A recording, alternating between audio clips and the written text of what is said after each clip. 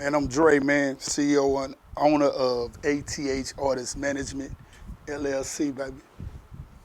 Man, I got in the music game years ago, back in the 90s.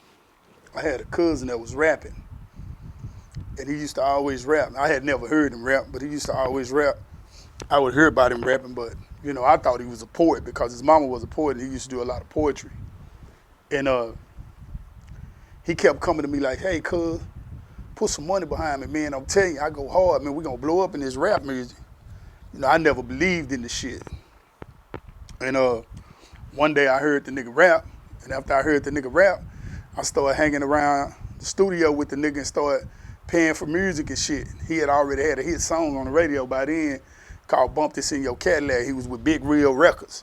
Nigga used to hang out at Spliff Wayne's studio all the time, right there in Pleasant Grove, the fire station. So I went up in there after I heard that motherfucking song. You can bump this in your Cadillac, your Cadillac. Nigga say, I done beat the block up in an old school slab. Please stay away from me, get cups and jab. Yeah, I heard the shit, and I was like, damn, kinfolk, you can rap for real. So I started hanging with him and going to the studio with him, paying for studio time, little videos and shit. We did a little shit together, and, for a long time. We worked, but that shit didn't work out. So we eventually cut ties, and I moved on, he moved on, and after that little situation, I was just like, man, fuck music. I ain't never fucking with that shit no more. That's how that happened. So how you feel about these bloggers talking on streets and street shit that ain't never really been in the streets? How you feel about that? Man, they normally say that the strong prey off the weak. But I think in this situation, a lot of the bloggers, they eating off the strong. You know what I'm saying? They taking situations that real niggas be in, and they getting information from niggas who done been in the street, or niggas who just want to get some clout, and they blowing up off the shit. Before these niggas, these new bloggers, man, I just feel like they some messy motherfuckers for one. They the messiest motherfuckers I ever seen in my life. Because, and I say that because I remember an incident where, we don't talk about that Pick 6 shit with Trap Boy and Mo3 now. It's my opinion, because I was around at the time. Me and 3, we was together at that time. We was traveling and doing a lot of shit. And Mo3 came to me, he was like, man, this whole ass nigga said something about the Pick 6 shit. And then he went to talk about an interview with Sean Cotton, and I kept telling him, I was like, say 3, let that bullshit go. Don't fuck with that blogger shit, that internet shit. Them niggas messy. Them niggas take situations that y'all be in, and they use it to blow up. So me personally, I feel like bloggers, they prey off the strong. Them niggas weak. So they sit back and they wait on a story to come along so they can talk about it and get clout for it. Never have anything to do with any situation that's going on. It really be dry snitching on social media, cause they get information about niggas and then they go talk about them like they know something about it. They don't have no motherfucking involvement with the situations. They not involved with what go on in the street. They not the nigga you see when you pull up in the hood and it's a group of niggas that certified. You never see them niggas there. You know what I'm saying? Them niggas hide behind the camera. They don't be in the streets. Niggas, sharks and gators out there. You think a blogger could survive in the street every day? Gossiping about another nigga? Hell no. So what they do is, them bloggers, they seek information, they get that information, and then they reveal it to the world over social media and blow up. Weak niggas blowing up off strong niggas. Niggas blowing up off events and situations they ain't never had shit to do with. But like I was saying, I told 3 long time ago, we was on Sainer at B Barbershop, and I said, 3 men, don't even entertain that shit, bro. That shit gonna lead to some more shit.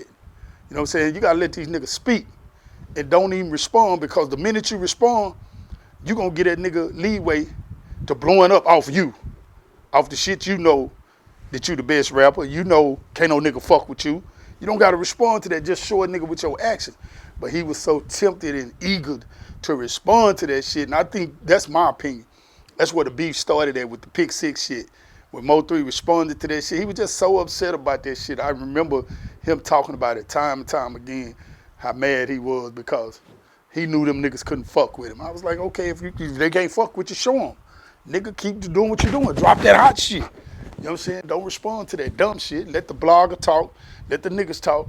And go in that studio and cook up that dope, nigga, and let these niggas know you got that straight drop. And he did that, but he wouldn't let go of the bullshit. You know, responding to a blogger is the reason 3 dead. I don't give a fuck what nobody say. Responding to a blogger is why 3 dead. And, you know, Rain, all them niggas, they gonna make Sean Cotton Bun. I don't give a fuck. I'm telling you. That's the situation that started the cancer virus with 3 and ended. That's why he ended up dead. Responding to a bitch nigga blogger. A bitch ass blogger. And speaking of Mo3, man, how did you actually end up meeting Mo3 and being this manager? Man, I was in jail and I was having a conversation. Well, I used to play basketball with this kid in jail from McKinney, Texas. And we was in jail and he kept telling me, because I told him I used to fuck with the music game, you know. We was just, some kind of way we ended up talking about music. And he kept telling me, man, when you get out, I want you to meet my cousin, man. My cousin go hard in the bitch. This nigga cold, he gonna blow up. I guarantee you he gonna blow up. You know, you always hear people say that, like, he gonna blow up, you know. And that always go in one ear and come out the other, cause what people don't know is in order to blow up, you have to be unique. You have to be different. You have to have a different type of talent. And not only do you have to have a talent, you have to have a hustle that go with it. And I was explaining that to him.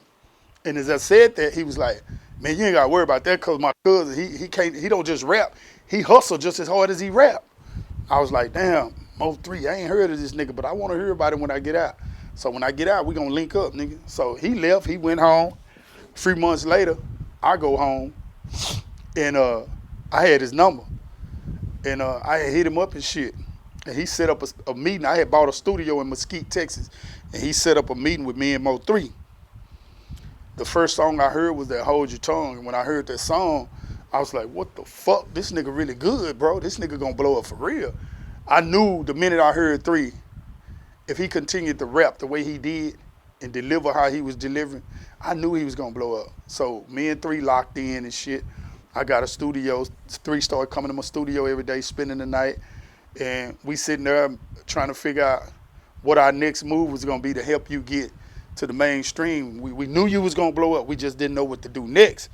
So I started trying to figure out, like, God damn, I know this nigga gonna blow up, so I need to protect myself.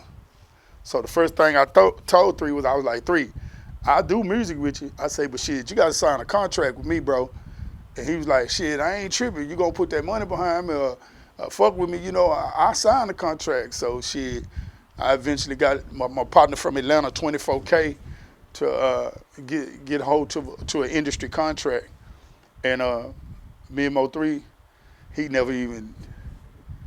didn't think I was serious, but I got the contract and I told 3 I had the contract. He was like, all right, bet, let's go. I was like, we gotta go get it certified. So we went to Lomax Funeral Home and Miss Lorene over there, took our IDs over there and showed them to her, signed and certified the contract. And after that, we were stuck.